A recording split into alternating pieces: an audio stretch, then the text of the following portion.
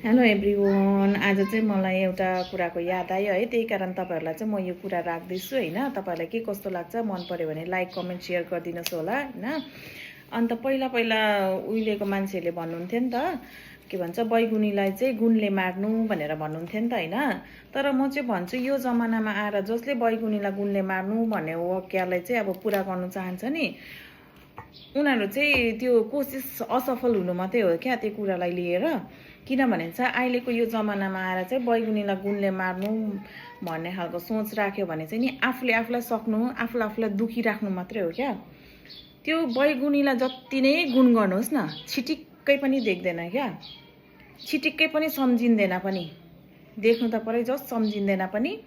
त्यही कारण जसले अब त्यो कुरालाई अघि बढाउनु खोज्छ नि, ऊ चाहिँ नि दुखी नै हुन्छ। हरेक क्षणमै उनी दुखी मात्रै हुनु मात्रै हो क्या। जति नै गुण गर्नुहोस् न, देख्दै देख्दैन, सम्झिँदैन, बुझ्दैन रहेछ क्या।